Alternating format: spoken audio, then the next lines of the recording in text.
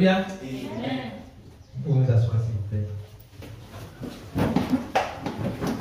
Nous sommes bénis. Nous sommes déjà bénis. Je voudrais que nous commencions cette prédication en sachant que nous sommes bénis. Père, Sainte bénédiction, te rendons grâce pour nos saluts qui nous est donné, pour nos saluts que nous recevons. Je déclare que tous ceux qui sont ici, qui nous suivent en direct ou qui vont suivre en différé, vont recevoir ton salut qui sera prêché ici au nom puissant de Jésus. Je déclare que notre cœur est ouvert, notre intelligence est ouverte pour recevoir la plénitude de la parole de Dieu qui nous sera donnée ce matin au nom puissant de Jésus. Je déclare dans le nom de Jésus qu'au travers de cet enseignement, nos cœurs brisés seront restaurés, nos cœurs brisés seront guéris, nos âmes blessées seront restaurées au nom puissant de Jésus-Christ. Le Seigneur a promis qu'au travers de cet enseignement, beaucoup seront sauvés et beaucoup parviendront à la connaissance de Christ. Et qu'il va opérer beaucoup de miracles de guérison au nom puissant de Jésus. Aujourd'hui, nous allons poursuivre cette série d'enseignements, les fondamentaux de la foi chrétienne. Les fondamentaux de la foi chrétienne. Nous avons dernièrement introduit cette série en montrant que la fondation est Jésus-Christ. Alléluia. On a montré que l'Église n'est pas le bâtiment fait de pierre, mais l'Église est la personne qui a reçu Jésus-Christ et pour qui Jésus-Christ est mort à la croix, enseveli et ressuscité. Nous avons vu que la foi chrétienne n'est pas multiple, mais c'est une foi unique. Cette foi-là est salvatrice. Elle est différente de la foi naturelle, de la foi humaine, de la foi même que les prophètes ont utilisée par le passé. Alléluia. Nous avons vu à travers l'évolution que l'enracinement de notre foi, c'est Christ et Christ seul. Alors aujourd'hui, nous allons poursuivre cette série, montrer que qui porte sur l'amour, la vraie nature de Dieu. L'amour, la vraie nature de Dieu. Cette série porte sur l'amour, la vraie nature de Dieu. Pourquoi est-ce que nous sommes appelés à découvrir ensemble que l'amour est la vraie nature de Dieu? Parce que la nature de Dieu n'est pas comprise telle que ça devait être comprise. Jusqu'à aujourd'hui, même par le passé, il y a une confusion autour de la nature de Dieu. Nous allons voir ensemble que la nature de Dieu est différente de la nature de l'homme. La nature de Dieu est différente de la nature de l'homme. Ce qui fait que Dieu est Dieu, c'est sa nature. Ce qui fait que Dieu n'est pas un homme, c'est sa nature. Et nous allons voir ensemble que sa nature n'est pas égale à la nature de l'homme. Ça veut dire quoi? On ne peut pas voir comment l'homme se comporte. Je parle même des hommes de Dieu. On ne peut pas voir comment un homme de Dieu se comporte pour dire, ah ok, c'est comme ça que Dieu se comporte. Non. Pour découvrir la vraie nature de Dieu, il faut aller voir une seule personne.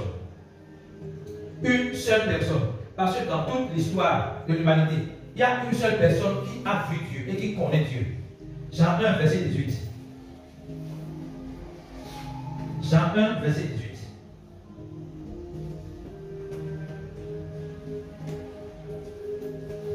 On va voir Jésus lui-même qui parle ici. Personne n'a jamais vu Dieu. Le Fils unique qui est dans le sein du Père est celui qui l'a fait connaître.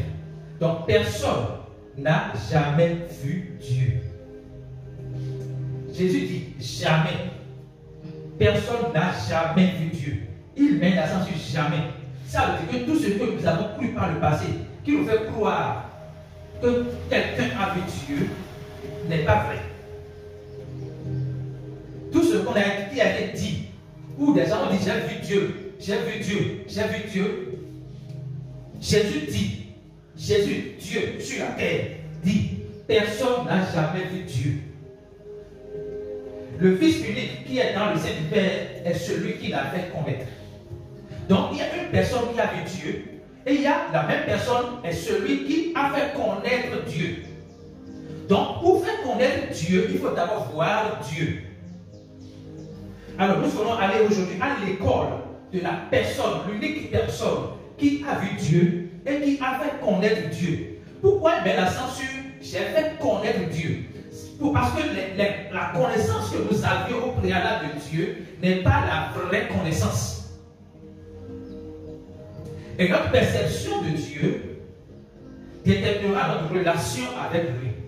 Mais Jésus voudrait vous garantir quelque chose. Si vous voulez connaître Dieu, vous devez me connaître parce que c'est moi qui ai vu Dieu et c'est moi qui me fais connaître Dieu. Je vais mettre l'accent sur quelque chose. Quand il dit personne n'a jamais vu Dieu, on peut dire non, mais Moïse a vu Dieu. Moïse a vu Dieu. Et nous allons voir ce que Moïse lui-même dit. Ce n'est pas quelqu'un d'autre, mais Moïse lui-même dans Exode 33, verset 11 et verset 20. On va lire verset 11 d'abord et on va lire verset 20. Exode 33, verset 11 et verset 20. Parce que pour beaucoup, Moïse a vu Dieu, il a parlé avec Dieu, il a fait tout ça. Mais on va voir ensemble ce que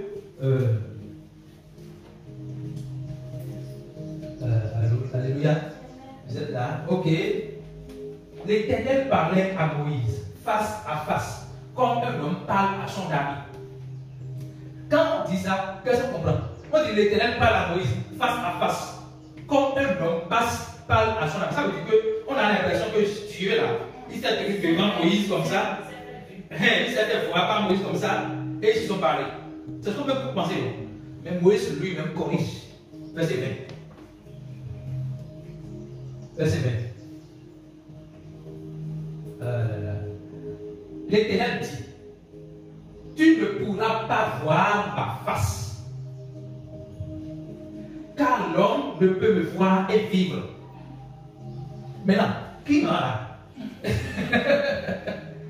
Il dit, tu ne pourras pas voir ma face, parce que l'homme ne peut pas me voir et vivre. Or, Moïse disait tout à l'heure que Dieu a parlé avec lui face à face comme moi je parle avec vous maintenant. Ça veut dire qu'il a mal exprimé ce qu'il voudrait dire. Et ici, ce n'est plus Dieu qui, c'est plus Moïse qui parle. C'est l'Éternel qui dit, tu ne pourras pas me voir à Simon Mian, parce que l'homme ne peut me voir et vivre. Je vais donner un exemple très simple avant d'aller à l'avance. Lorsque nous avons le soleil, une lumière que Dieu a créée, d'accord? Est-ce qu'on peut regarder le soleil sans se protéger les yeux? Maintenant, est-ce qu'on peut penser que la lumière, Dieu est lumière? Est-ce qu'on pense que la lumière de Dieu est moins éclatante que le soleil? Même, et Paul, quand il a vu la lumière, ce n'est pas même Dieu qui l'a vu. Il a vu une lumière. Il a vu une petite partie. Il a perdu les yeux là-bas. Donc on ne peut pas regarder le soleil pour espérer regarder la Dieu lumière là en face. Non. Et c'est pour ça qu'il dit, personne ne peut me voir. L'homme ne peut me voir et vivre. L'homme ne peut me voir et vivre. Donc je voudrais qu'on établisse la fondation sur le fait que personne n'a jamais vu Dieu. Et si tout le monde croit que Moïse a vu Dieu, Moïse corrige que l'Éternel lui a dit, tu ne peux pas me voir ma face. Parce que personne ne peut me voir et vivre. Est-ce que Moïse a survécu? Il a eu 120 ans. Donc s'il a vraiment vu Dieu, pourquoi il a eu 120 ans? Donc, en réalité, il n'a pas vu Dieu. Il a vu l'ange peut-être, mais pas Dieu.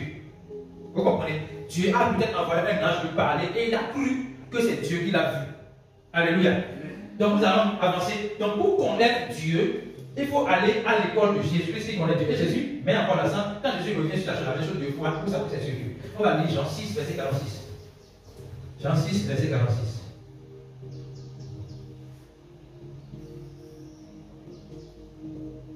Jean 6, verset 46. Et c'est toujours Jésus qui parle ici pour nous montrer que personne n'a jamais vu Dieu. C'est que nul n'a vu le Père. Sinon, celui qui vient de Dieu, celui-là a vu le Père. C'est pour nous dire, c'est qui vient de Dieu, c'est Jésus-Christ. C'est lui qui a vu le Père, c'est lui qui peut montrer le Père. Ce que je veux dire ce matin, c'est pour que nous sachions. Première chose, personne n'a jamais vu Dieu. Et si on veut faire connaître Dieu, on doit chercher à connaître celui qui a vu Dieu et qui l'a fait connaître. Alléluia. Amen. Alors, pour connaître maintenant Dieu, on va voir qu'est-ce qui définit Dieu. Qu'est-ce qui définit Dieu? 1 Jean 4, verset 8.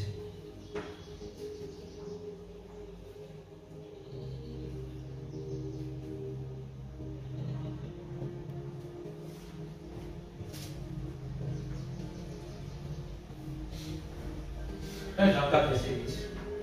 Celui qui m'aime, celui qui n'aime pas n'a pas connu Dieu, car Dieu est amour. Donc Jean montre ici que Dieu est amour. Qu'est-ce que cela implique? Que la nature de Dieu, l'essence de Dieu, l'identité de Dieu, c'est amour. Alléluia. Ce qui définit Dieu, l'expression de Dieu, c'est l'amour. La manière dont Dieu s'exprime, c'est par l'amour, parce qu'il est amour.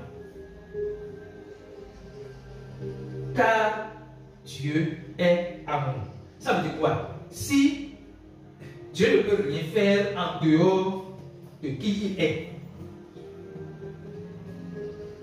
Dieu ne peut rien faire en dehors de sa personne, parce qu'il est amour. Donc, tout ce qu'il fait doit avoir l'empreinte de l'amour. Alors, si dans notre vie, nous voyons quelque chose qui ne reflète pas l'empreinte de l'amour de Dieu, ça veut dire que ce n'est pas Dieu.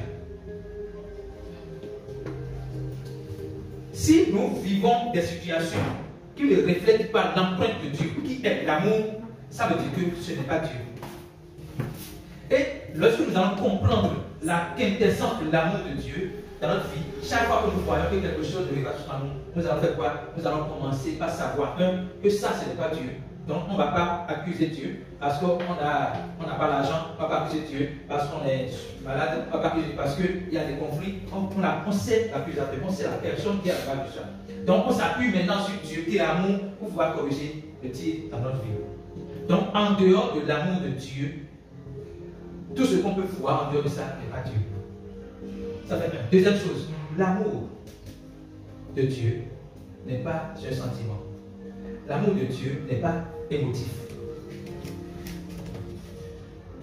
Pourquoi? Qu'est-ce que je veux dire par là? Ce n'est pas sur la base de nos actions, bonnes ou mauvaises, que Dieu va décider de nous aimer. Alléluia. Ce n'est pas sur la base de nos actions, bonnes ou mauvaises, que Dieu va décider de nous aimer. Dieu nous aime parce qu'il est amour, pas parce que nous sommes aimables, mais parce que lui-même est amour. Donc, quelle que soit notre piété, notre manière de vivre correctement, nous avons besoin de l'amour de Dieu dans notre vie. Parce que Dieu est un amour, il est là pour donner son amour, pour révéler son amour à chacun de nous. Donc, en dehors de l'amour de Dieu, on ne peut vivre quelque chose contraire à ça et dire que c'est Dieu. Donc, Dieu n'a pas un amour émotif. Ce n'est pas un sentiment. Ce n'est pas comme j'apprécie René, et lorsqu'il fait quelque chose de mal, je prends position. Dieu ne réagit pas. Dieu ne réagit pas par rapport à nos nouvelles actions. Il agit, il pro-agit par rapport à qui il est. Alléluia. Dieu pro-agit par rapport à qui il est. Il n'est pas dans l'action pour réagir à il a donné la dîme, donc je vais le bénir. Non, il n'a pas donné la dîme, donc je ne vais pas le bénir. Ce n'est pas comme ça. Dieu, dans son amour, a pourvu à tout. La chanson disait quoi? Il a tout fait. Comment il a fait tout? Par son amour. Alors nous allons voir, en même temps, nous sommes en train de voir en même temps les caractéristiques de l'amour de Dieu. On va lire quelques versets pour appuyer cela. On va commencer par l'Ancien Testament. Psaume 102, verset 27.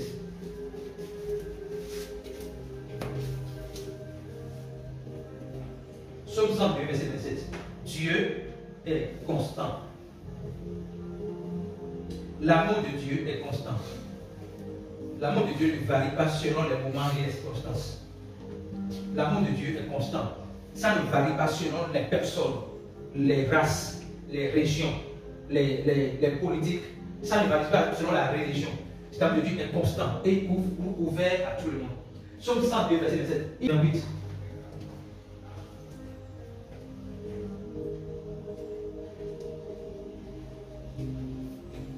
Mais toi, tu restes le même et tes années ne finiront point. Donc, c'est David qui parle de Dieu, mais toi, tu restes le même et tes années ne finiront point. Donc, Dieu reste le même. Dieu reste le même. Ça veut dire qu'on ne peut pas imaginer un instant que tantôt Dieu est bon, tantôt Dieu est en colère, tantôt il est gentil, tantôt il n'est pas gentil. Dieu est le même. Et quand on dit que Dieu est le même, ça veut dire qu'il est amour hier, aujourd'hui et éternellement. Alléluia. Lisons maintenant Malachie 3, verset 6. Malachie 3, verset 6. Malachie 3, verset 6.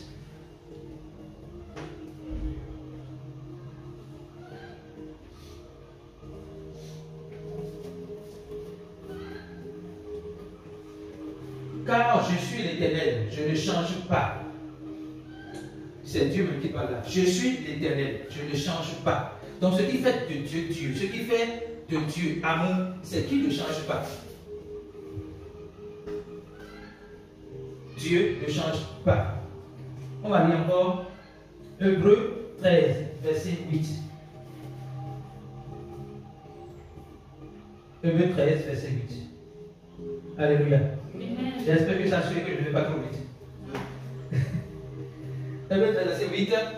Jésus-Christ est le même hier, aujourd'hui et éternellement. Ça veut dire quoi? Jésus-Christ est amour hier. Hier veut dire depuis la jeunesse, depuis le commencement. Aujourd'hui et éternellement. Ça veut dire quoi? Quand on parle de Jésus-Christ est amour depuis hier, ça veut dire quoi? Depuis le commencement, ça veut dire que tout ce qui s'est passé, et on a dit que Dieu a fait du mal, Dieu a tué, Dieu a fait ci, tout cela, c'est une mauvaise interprétation de la vraie nature de Dieu. Quand il dit Dieu est amour, hier, depuis le commencement, maintenant et éternellement, ça veut dire qu'à aucun moment dans l'histoire, Dieu n'a changé en tant qu'amour. Donc, ce qui s'est passé, pour qu'on dise, on impute ça à Dieu, n'est pas Dieu. Dans l'Ancien Testament, les gens n'ont pas connaissance de l'existence du malin. Donc, tout ce qui arrive, de bon ou de mauvais, on colle ça à Dieu. Mais gloire à Dieu, Jésus a donné cela, on va voir ça dans un instant. Avançons d'abord, on va lire 2 Timothée 2, verset 13. 2 Timothée 2, verset 13. Alléluia. Amen. Toujours pour voir la constance de l'amour de Dieu. Si nous sommes infidèles, il demeure fidèle, car il ne peut se renier lui-même. Donc ce qui fait de Dieu Dieu, c'est qu'il ne peut se renier lui-même. Je disais que son amour n'est pas lié à nous avons bien fait quelque chose, on a mal fait quelque chose. Ce n'est pas une réaction. Et on va essayer qu'on dit, même si nous sommes infidèles, c'est-à-dire que nous sommes infidèles. Et il dit, lui demeure fidèle. Parce qu'il ne peut pas se relier. Vous comprenez? Donc, ce n'est pas parce que nous sommes infidèles que lui va changer sa nature. Alléluia. C'est parce que nous sommes infidèles que lui, Dieu, va changer sa nature. Il est et demeure fidèle. Pourquoi? Parce qu'il ne peut se renier lui-même. Donc, quand on attribue à Dieu ce qui est contraire à l'amour, on est en train de dire que Dieu s'est renié. Alors que la parole dit que Dieu ne peut pas se renier lui-même. Malgré notre infidélité, lui demeure fidèle. Malgré notre infidélité, lui demeure fidèle. Parce qu'il peut se renier lui-même. Nous allons voir maintenant comment est-ce que Dieu a exprimé son amour. Dieu est amour, on a vu que son amour n'est pas un sentiment émotif, il est constant. Mais comment est-ce qu'il a démontré, exprimé son amour? J'ai noté une phrase ici. L'amour est l'expression absolue de la nature de Dieu. L'amour est la vraie expression de la vraie nature de Dieu. L'amour est la vraie expression de la vraie nature de Dieu. Jean 3, verset 16. Nous voulons voir ensemble comment Dieu a exprimé son amour. Car Dieu a tant aimé le monde qu'il a donné son Fils unique, afin que quiconque croit en lui ne périsse point, mais qu'il ait la vie éternelle. Alors, on voit ici, Dieu a tant aimé le monde. Tant aimé. Par de quoi? De l'intensité de l'amour de Dieu. Donc, on voit en même temps que, or, le monde ici représente les hommes. Et les hommes ne sont pas parfaits. Les hommes sont imparfaits. Donc, on On dit, Dieu a tant aimé le monde, donc Dieu a élevé. Je vais dire ça quand même, mais si ce n'est pas vrai, ce n'est pas trop vrai. Dieu a élevé son amour au-dessus de toute l'imperfection de l'homme. Dieu a élevé son amour au-dessus de toute l'imperfection de l'homme. Donc, il n'y a rien que l'homme puisse faire qui fera que l'amour de Dieu passe au lieu de s'intensifier. Ou il y a rien que l'homme puisse faire qui va éteindre la flamme de l'amour de Dieu. Donc, Dieu a tant aimé le monde qu'il a donné son Fils unique Jésus-Christ. Vous ne voyez pas que c'est deux personnes différentes. Non. Dieu a aimé le monde qu'il est venu sous la forme de Jésus-Christ.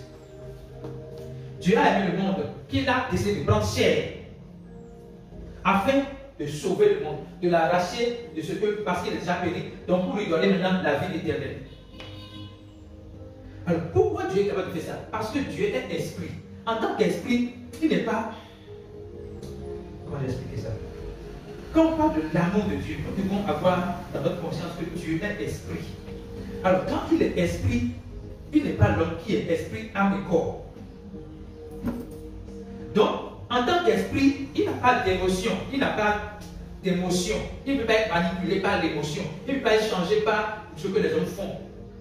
Et ce qui fait que Dieu est Dieu, c'est parce qu'il est esprit et qu'il n'a pas d'émotion. Sinon, si Dieu était émotif, lorsqu'il va voir un braqueur, il ne peut pas lui donner son amour. Mais Dieu, sans émotion, sait que ce braqueur, c'est parce que ce braqueur manque de son amour à lui qu'il est braqueur. Vous comprenez ce que je dis? Il sait que c'est parce que le pécheur manque, il y a l'absence de son amour en lui qu'il est pécheur. Donc, la seule chose que Dieu a trouvé, ce n'est pas de juger, mais d'offrir l'amour. Dieu n'a pas jugé, mais il a offert l'amour afin que celui qui croit en cet amour-là ne périsse point, mais ait la vie éternelle. L'amour de Dieu n'est pas l'amour des hommes. L'amour de Dieu n'est pas émotif.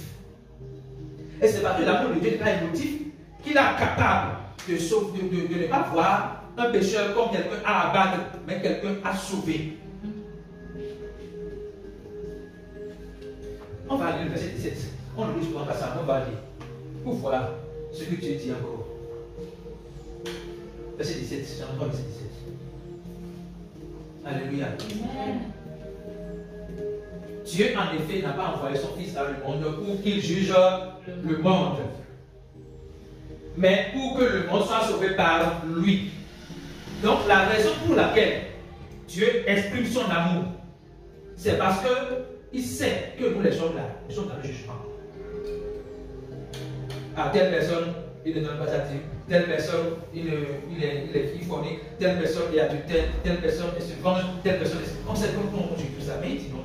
Moi là, je ne suis pas venu pour juger, je suis venu pour le donner l'amour. Lorsqu'ils vont recevoir mon amour, ils ne seront plus jamais la même personne. Je déclare dans le nom de Jésus que si tu reçois l'amour de Dieu, si tu crois que Jésus t'aime, si tu crois que Jésus ne te juge pas, tu ne seras plus jamais la même personne. Jamais. Jamais. On va lire. Toujours sur le bas, comment est-ce que Dieu a exprimé son amour.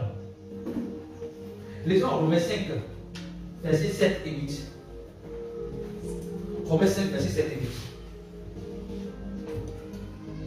À peine mourrait-on pour un juste. Quelqu'un peut-être mourrait-il pour un homme de bien. On dit, à peine mourrait-on pour un juste. Quelqu'un peut-être mourrait-il pour un homme de bien. D'accord? Ça veut dire quoi?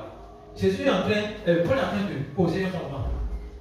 C'est possible, même si on n'a pas encore fait ça, que quelqu'un décide de mourir pour quelqu'un parfait. Possible. Mais on n'a pas encore vu quelqu'un mourir pour quelqu'un qui est imparfait. Mais Dieu prouve son amour. Donc c'est comme ça que Dieu a expressé son amour. Il prouve son amour envers nous en ce que lorsque nous étions encore pécheurs, Christ est mort pour nous. Donc, Jésus montre qu'il est possible qu'on peut mourir pour un homme pécheur, un juste, un parfait, un enfant docile. Il est possible. Mais il n'a pas encore vu quelqu'un mourir pour un pécheur, celui qui est condamné, celui qui, on voit que son assassinat c'est la mort. Il dit, Dieu prouve son amour envers nous, en ce que lorsque nous étions encore pécheurs, Christ est mort pour nous. Alors, pourquoi Jésus-Christ est mort pour nous alors que nous étions encore pécheurs? C'est parce qu'il nous aime, sans condition. c'est parce qu'il nous aime sans nos actes. C'est parce que son focus n'est pas sur notre action, mais sur notre cœur. Parce qu'il sait que lorsque il va entrer dans notre cœur, il va métamorphoser notre cœur, afin que nous puissions être transformés jusqu'à le refléter sur la terre. Donc, il n'a pas besoin qu'on soit parfait avant de venir à nous. Lorsque dans notre imperfection, il vient jusqu'à nous, parce qu'il est parfait, il est incorruptible. Et dès qu'il vient en nous, nous devenons incorruptibles dans l'esprit. Donc, il est mort pour nous. Pourquoi? Parce que le salaire du péché, c'est la mort. Ça veut dire quoi? Nous étions tous condamnés à la mort. Nous étions tous séparés de Dieu. Mais Dieu dit, mon amour est capable de vous réconcilier à moi. Et pour que cela soit fait, le salaire du péché est à la mort. Il faut que quelqu'un meure pour payer ce salaire. Et ce n'est pas celui qui est déjà mort qui paye le salaire. Nous sommes morts. Même si nous décidons de le tuer, on ne peut pas payer notre propre salaire. Parce que nous sommes déjà morts. Donc c'est Christ seulement qui est la vie, qui peut nous donner sa vie. La mort de Jésus, c'est égal au don de sa vie.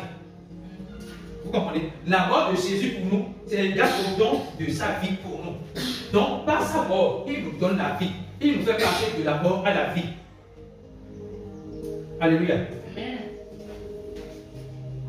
On va continuer. Maintenant, on va voir une fondation que Christ a établie. Toujours pour voir l'amour de Dieu, Christ a établi une fondation. Dans Jean 10. Vous savez, les gens ont toujours du mal à croire que Dieu n'est pas la source des maladies, des maux, des difficultés dans ce monde. Ils veulent toujours voir que Dieu a sa main dedans. Mais Jésus voudrait clarifier quelque chose. Il dit, le voleur ne vient que pour dérober, égorger et détruire. Mais moi, je suis venu afin que mes brebis aient la vie et qu'elles soient dans l'abondance. Alors, Jésus montre le mandat du malin et son mandat. Quel est le mandat du malin? Voler, égorger et détruire. Autrement, voler, tuer et détruire. C'est le mandat du malin. Et quand on remonte dans ce testament, il y a plusieurs fois qu'on a attribué la destruction à Dieu, le meurtre à Dieu, le vol à Dieu. Mais je suis pour clarifier ça une fois pour de bon, que plus jamais nous n'attribuons la destruction à Dieu, le vol à Dieu, ni le meurtre à Dieu. Il dit, le malin ne vient que pour voler, détruire et égorger. Avant d'aller au second verset, au second partie, je veux qu'on lise Jean 8, 44. Jean 8, 44. Jean 8, 44. Nous allons voir ensemble comment est-ce que le diable agissait depuis le commencement. Mais ce n'est pas connu de tout le monde. Vous avez pour père le diable et vous voulez accomplir les désirs de votre père. Il a été meurtrier dès le commencement. Donc, le meurtrier depuis le commencement, depuis Genèse jusqu'à maintenant, le meurtrier a un nom. Et son nom, c'est le diable. Donc, n'attribuons plus la mort à Dieu. Parce que Dieu n'est pas la mort, Dieu est la vie. Amen. Vous comprenez? Jésus n'est pas la mort, Jésus est la vie. Donc, le fait d'attribuer la mort à Dieu, c'est preuve que Dieu est la mort. Donc, il dit, il a été meurtrier dès le commencement. Il ne se tient pas dans la vérité. Est-ce que ça peut ressembler à Jésus, à Dieu? Parce que Jésus-Christ dit, je suis la vérité. Parce il n'y a pas de vérité en lui. On parle du diable. Il ne se tient pas dans la vérité. Pourquoi? Parce qu'il n'y a pas de vérité en lui. Mais nous avons la vérité en nous. Ou bien? Donc on peut se tenir dans la vérité. Alléluia. Maintenant il dit, lorsqu'il profère le mensonge, il parle du second fond, car il est menteur et le père du mensonge. Donc, Jésus montre clairement le mandat de Dieu, les traits caractéristiques du diable. Donc, dans notre vie, si nous voyons quelque chose qui est contraire à la vie, donc, vol, destruction, meurtre, nous devons savoir que ce n'est pas Dieu. Ça veut dire quoi? Lorsqu'on sait que ce n'est pas Dieu, on ne peut plus s'amuser avec ça. Nous savons que ce n'est pas Dieu. Donc on connaît qui est l'auteur. Dès qu'on connaît l'auteur, on ne peut plus s'accommoder avec ça. Mais on prend notre autorité. Jésus est la vie. Et sa vie vit en moi. Il est la vie et il est en moi. Donc j'impose mon autorité sur cela. Je ne dis pas, je ne dis pas, si Dieu veut là, il va me guérir. Si Dieu veut là, il va me restaurer. Dieu le veut déjà. Plus que ça, il a déjà accompli ça pour que tu sois restauré, guéri. Donc ne dis plus, si Dieu veut, il le veut. Donc il faut savoir qu'au-delà de sa volonté, il a accompli sa volonté déjà. Pour que nous ne disions plus, si Dieu veut, Dieu le veut. Lisons maintenant la suite du verset 10, là, Jean 10. Il dit, mais moi, je suis venu afin que les brebis aient la vie, mais et qu'ils soient dans l'abondance. Donc ce que Dieu donne, c'est la vie. Jésus est la vie et il donne la vie. Je suis venu afin que les brebis aient la vie et qu'elle soit dans l'abondance. Donc le don de Dieu pour l'humanité, c'est la vie de Jésus, c'est la vie, c'est sa propre vie. Le don de Dieu pour l'humanité, c'est sa propre vie. Ce n'est pas le matériel. Ce n'est pas de l'argent. Mais c'est sa propre vie de Dieu. Parce que c'est de ça que nous avons besoin d'abord. Parce que dans la vie de Dieu, nous avons tout. Si nous n'avons pas la vie de Dieu, nous n'avons rien. Mais si nous avons la vie de Dieu, nous avons tout. Alléluia. Nous sommes en train de voir maintenant, nous allons voir maintenant l'une des caractéristiques majeures de l'amour de Dieu. L'amour de Dieu est inconditionnel. Je le disais tout à l'heure, je vais encore insister là-dessus un peu. On a vu que Jésus est mort pour les pécheurs, pas pour les justes. D'accord? Alors que nous sommes encore pécheurs, Christ est mort pour nous. Ça veut dire que la mort de Jésus n'a pas été conditionnée par la perfection de l'homme. Ce n'est pas Dieu nous aime si nous faisons quelque chose de bien. Ce n'est pas Dieu nous aime parce que nous faisons quelque chose de bien. Ne cessons pas de comparer l'amour de Dieu à l'amour des hommes. Lorsqu'on prend une relation entre amis, c'est souvent conditionné. C'est parce que je l'apprécie, c'est parce qu'il est fidèle, c'est parce qu'il est humble, c'est parce qu'il est ci, c'est parce qu'il est ça.